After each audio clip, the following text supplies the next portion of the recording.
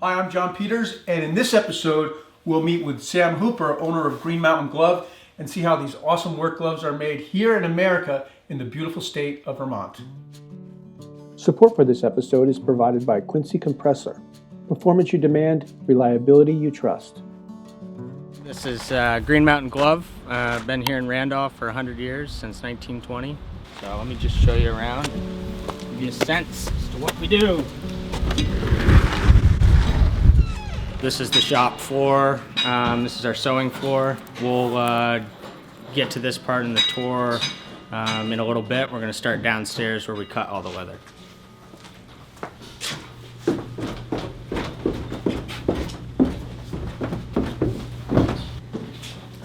So this is the cutting floor.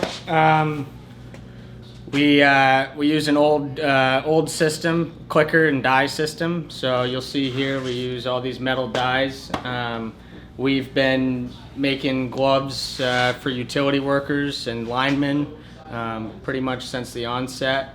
And within that, we have about 25 different styles. And so the cutting system can be pretty elaborate. It takes a while to train a new cutter because you got all these styles. We don't do small, medium, large in sizing. We really go for a custom fit. And so you got size 6 through 13, and we even do half sizes in between. So just understanding all the dies takes a little while for a cutter. A couple of the reasons we use goat skin is it's extremely dexterous. So it has the dexterity similar to deer skin. But deer skin's not very durable. Goat is extremely durable, and it weathers really well. This is a big piece for people who work in the trades. You're working in sucky weather all the time, and when the hides get wet, they dry soft and malleable, whereas cattle hide dries really stiff and oftentimes will shrink up on you.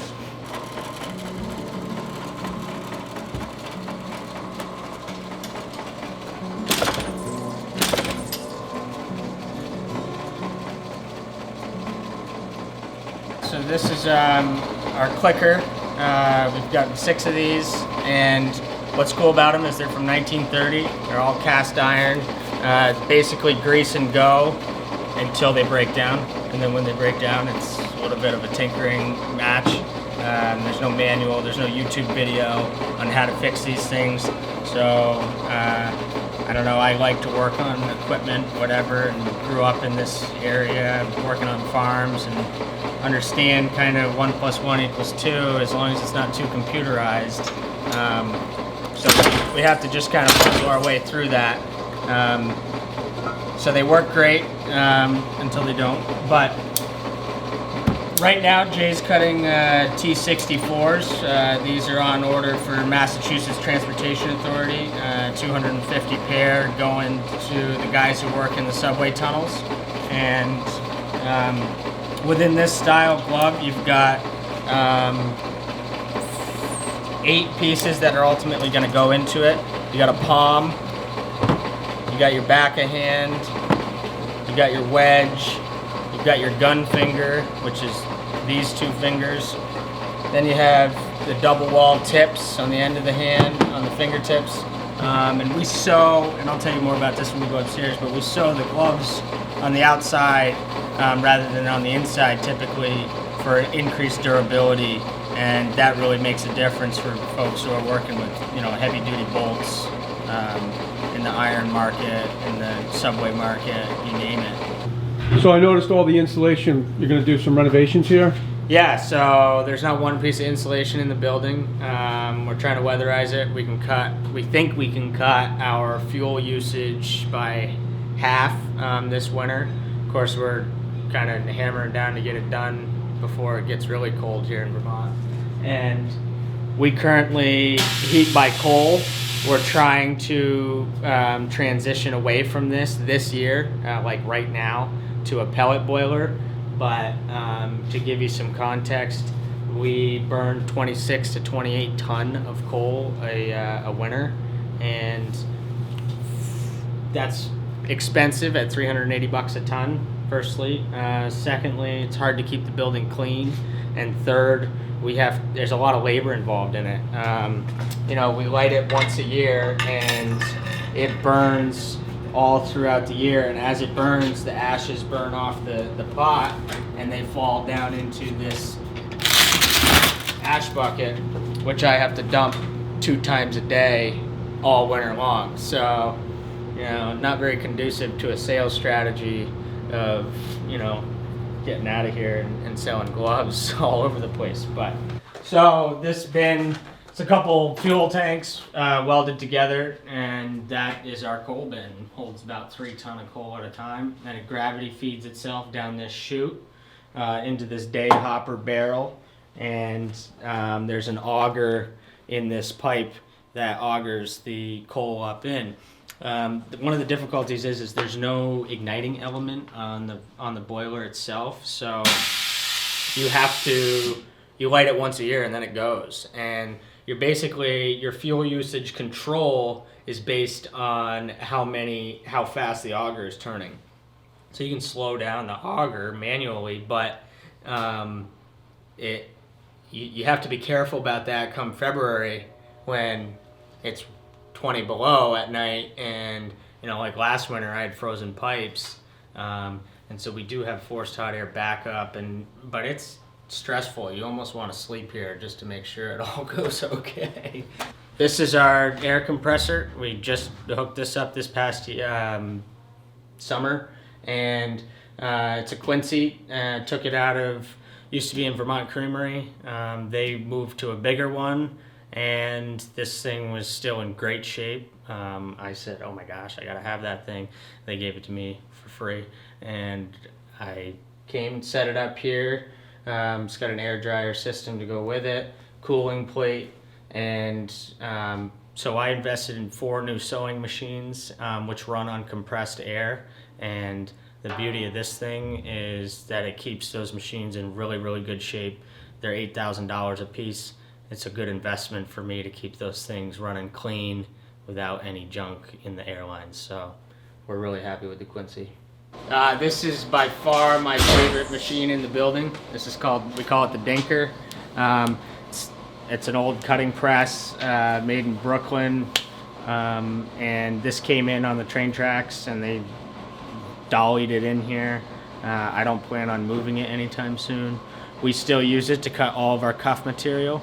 So all the vinyl cuffs for the protectors, all the cowhide we can cut on here. And what's nice about it is because you're not dealing with the imperfections in the leather, so you can stack up 12 layers deep and slam them out. So it's really neat, and yeah, it's pretty mechanical. Why do you call this the Dinker? Good question. Don't have an answer for you. Some things just get passed on. The heritage in business, you don't change them. You'll notice with the style numbers for all the different gloves, the item numbers, they're totally random. XL39G is a heavy duty work glove. T64 is a heavy duty work glove. P1109G is a protector. Why they have these numbers, I don't know, but it's cool. It's pretty rugged, it's raw, old school, so we do it.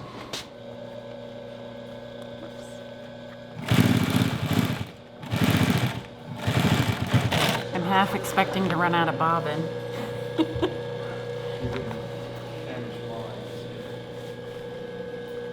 So after we cut all the pieces downstairs, we cut them in dozens or half dozens typically, and then we take them up here, we re-inspect them in the light, we check for the stretch and any imperfections in the grain, and if there are, we'll save them for practice pieces when we're trading new hires. But once they're checked off, they go into the book so we can track the number of our production for the week, and then they go down the table where they're stacked up, and then the sewers can grab right from here onto the machines and start putting them together. Once we put all the pieces together, so you've got your palm, you've got your gun finger, and then you've got your thumb wedge. starting to see the glove get constructed here. Then it goes onto the back shelf over here, where we hold the gloves to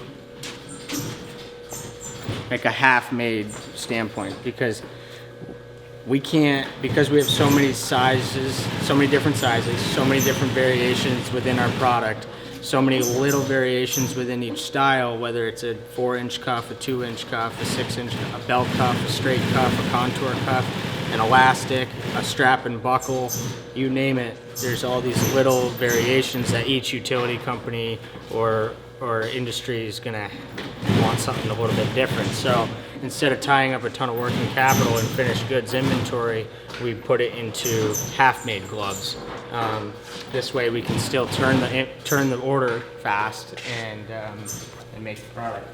So that's called ready for cuffs format. And this here is like, you'll see Heidi's putting the cuff on.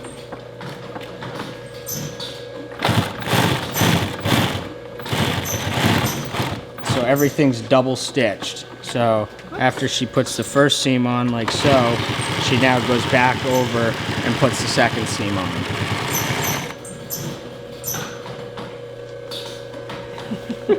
I go one hand to the other.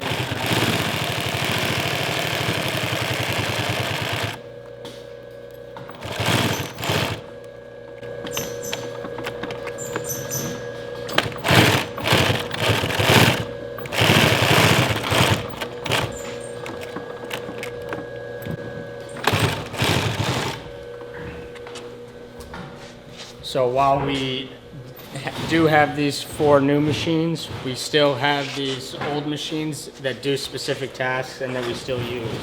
Like Lauren's still using a walking foot flatbed machine from the 40s and runs great. They're harder to train people on because it's a clutch motor, so it kind of can take off on you, but the machines still work great.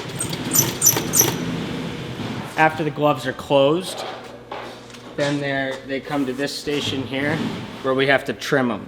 So, like if you look at this glove, you'll see there's all these extra pieces on the seams. So we're ultimately going to cut those off with a pair of scissors. You know, that little extra elastic there, this extra thread here. And so then you get a glove that's starting to look a little bit cleaner. Still a very utilitarian product, where it's built for performance, built to last. Double stitch seams, we put these extra tabs on the end to protect the first seam. And we put the seams on the outside because it's way more durable and way more comfortable. You don't have all that bulky seams on the inside. So, and then once you break them in, these seams are pretty much superfluous. You won't notice them. Hi, I'm Sam Hooper, Green Mountain Glove. Check us out on Instagram and on our online store. Put your hand up. Perfect.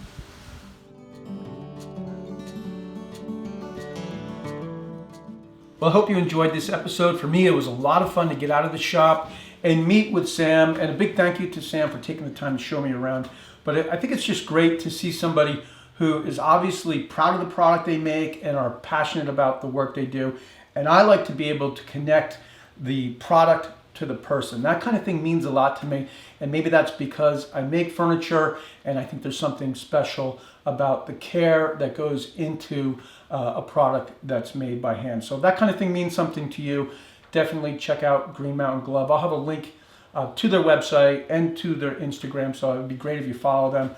And if you like this kind of content, please hit that like button because that helps me out. The plan here with the direction of the channel is to post videos that are kind of like this, in between project videos, and that kind of gives me an excuse to get out of the shop and also meet cool people who I think are doing cool things. So again, please hit that like button.